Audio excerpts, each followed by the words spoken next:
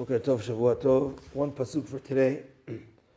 Be'en alafim evus bar, ve'rav tibuot bechoach shor. So, from what I understand, the word alafim means thousands, but also it means a type of ox. Is that true in Hebrew? Alafim means a type of ox. That's what I saw. So the Gaon will explain. So the explanation goes as follows: Be'en alafim evus bar. So there is a type of ox that's called alafim. But these type of oxes, they don't work well. They're a little bit lazy. So when you have these type of oxes, the trough of food, the evus bar, en alafim evus bar. There's nothing in the trough. They're eating, but they're not working to produce more. But there's a lot of grain with the strength of a strong ox, working oxes. Working oxes eat a lot, but they produce more than they eat. That's the function. And therefore, the trough is always going to be full. So here, he talks about limud Torah.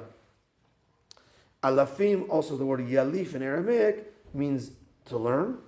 And therefore, he says as follows, that the first thing is, when a person learns on his own, and he's just on his own, you could learn to a certain amount, but it's not comparable to when you're learning with a chavruta, when you have talmidim, when you have students, when you're learning with a rabbi. There's much more that you're gaining. You're gaining much more. The trough is full of Torah. The Torah is remembered more, etc.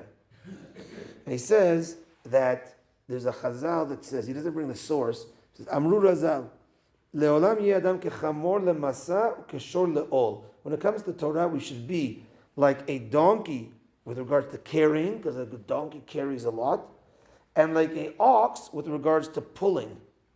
So he says there's three explanations to this. Number one is those that machzik Torah, those that support Torah. There's two ways how to support. One is with their body, one is with their money. A chamor carries the load on his back. So too, a person could support Torah with his body. You need to help a Talmid Chacham with his body, move things, help him, whatever.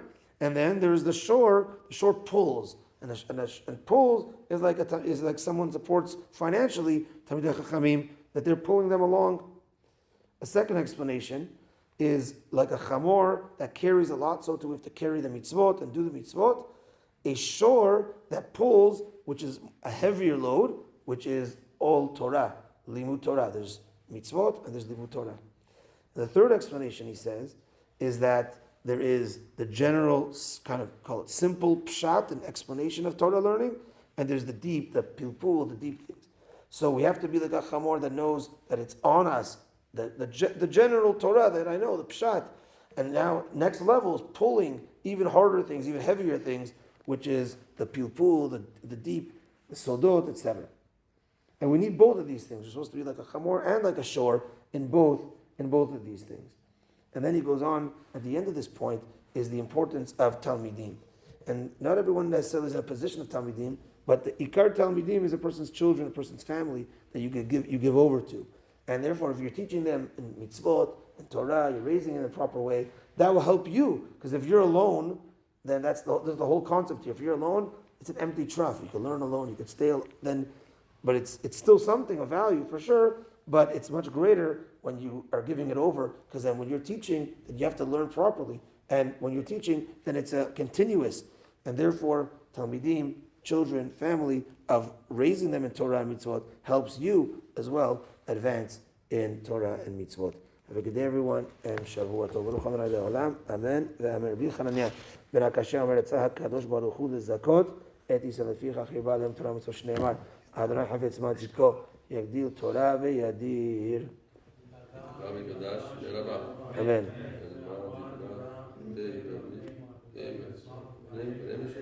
Amen.